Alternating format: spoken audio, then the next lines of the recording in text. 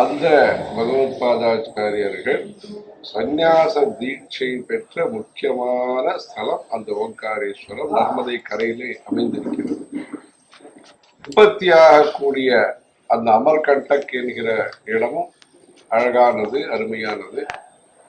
அதற்காக அந்த காலத்திலே நம்முடைய புது பெரியவர்கள் அங்கு வசதி இல்லை, ரோடெல்லாம் சுமாரா இருந்தாலும் அப்போ அதற்காக அந்த ஜிப்சி வேற ஒரு இதில் போய் அங்கு நர்மதா உத்கம் ஸ்தலத்திலே ஸ்நானம் செய்து அங்கு பூஜைகள்லாம் செய்து வந்து அப்படி தீர்த்த யாத்திரையிலே அவர்களுக்கு மிகவும் ஆர்வம். அதனால ஒரு கடினமான முயற்சியின் மூலமாக செல்ல வேண்டிய இடமா இருந்தாலும் அதுக்கெல்லாம் போய் தரிசனம் செய்வது அவர்களுடைய சிறப்பு. ஆக இந்த நர்மதா என்பது ஆச்சாரியர்களால் துதிக்கப்பட்ட புண்ணியமான நதி. நர்மதா அஷ்டகம் என்பதாக எப்படி இந்த முத்துசுவாமி தீட்சிதர்களுடைய கிருத்தியிலே அந்த க்ஷேத்திரத்தினுடைய முக்கியத்துவத்தை எல்லாம் வர்ணிக்கிறார்களோ அது சமீப காலத்தினுடைய நிகழ்வு.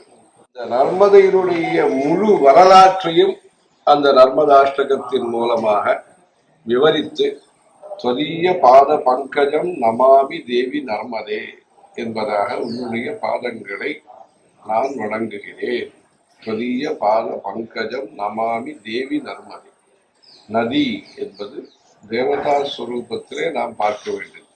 கங்கையை பற்றி அப்படித்தான் சொல்கிறார்கள். தேவி கங்கை பிரசீதா என்று ஆச்சாரியார் நமக்கு அருள் இருக்கிறார். அதே போன்று நமாமி தேவி நர்மதே, தொதிய பாத பங்கஜம் நமாமி தேவி நர்மதே. ஹர ஹர சங்கர, ஜெய ஜெய சங்கர.